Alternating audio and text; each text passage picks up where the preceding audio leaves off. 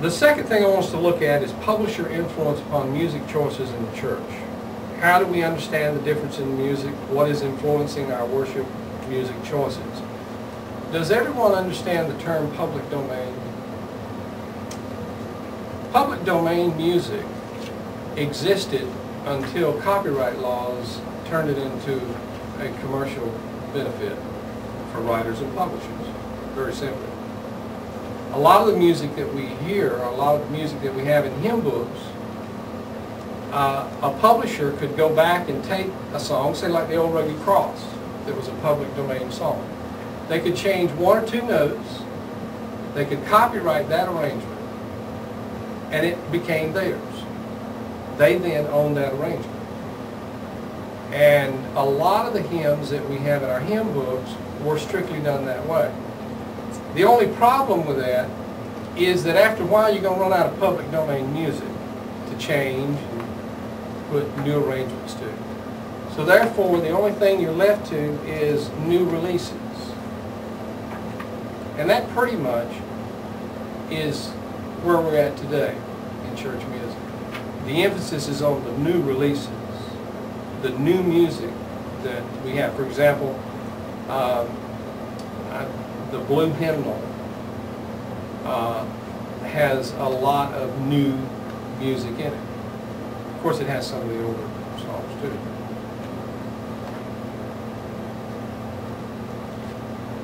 I've got a handout I want you to pass around. Everybody just take one of these, and I'd like you to take a look at it.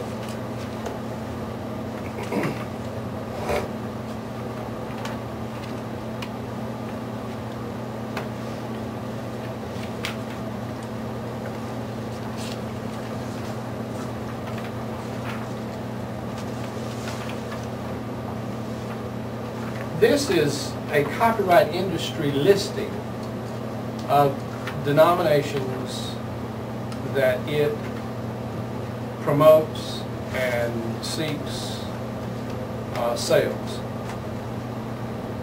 For example,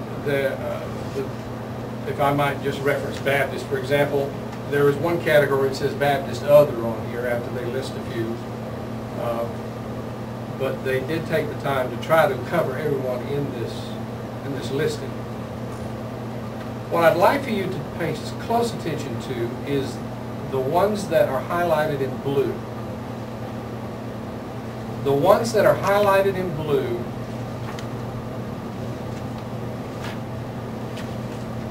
are the largest praise music publishers in the world. And all the other denominations are affected by their publications. They own them, they get the money, royalties from them, and their publishing companies are the ones that are influencing the present-day praise and worship market. I want you to take a look now in your handout material to the single sheet that has a dialogue. It says Dialogue 1.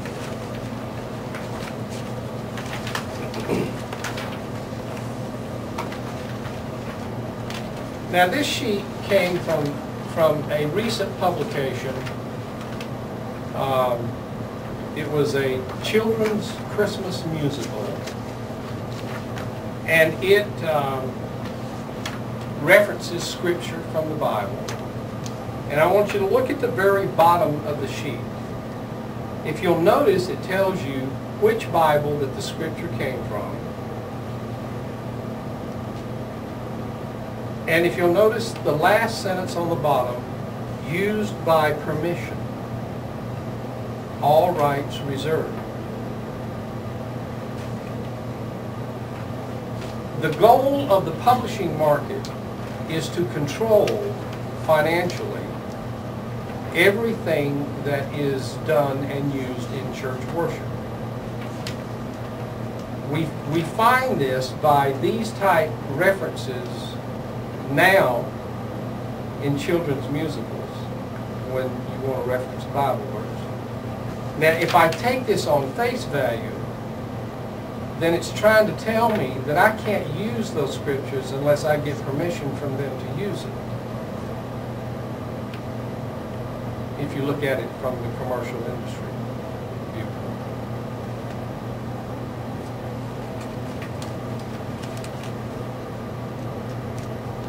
There is a promotional release for a denominational hymnal that makes this statement. It's a commercial book, basically, for charismatic and non-denominational churches reaching Generation Xers. In other words, the goal is to reach the youth. There's nothing wrong with that. But they do come out blatantly at the beginning of the promotion and say that it's a commercial book, basically. U.S. copyright industries in 2001 accounted for 5.24% of the gross national product, or the GDP, or $535.1 billion, an increase of over $75 billion from 1999 and exceeding 5% of the economy, and $1.5 trillion for the very first time. The second edition of the World Christian Encyclopedia, which is published by the Oxford University Press, is a compilation of statistical estimates and descriptions of each religious group in each nation. Christianity has become the most extensive and universal religion in history. The encyclopedia states, and has a majority of the population in 2/3 of the world's 238 countries. Even so, no one in 1900 would have predicted the sweeping defections from Christianity that took place in Western Europe due to secularism and in the Americas due to materialism, the book says. Counted Christians are divided among 33,820 denominations or similar distinct organizations. Some 386 million believers are in independent churches, apart from the historic Catholic, Orthodox, Anglican, and Protestant branches, the book reports. Christians counted as belonging to other groups have quadrupled since 1970, with huge increases noted among Pentecostal and charismatic movements. The referenced figures affect and mirror the ever-growing religious music industry that was born from a 20th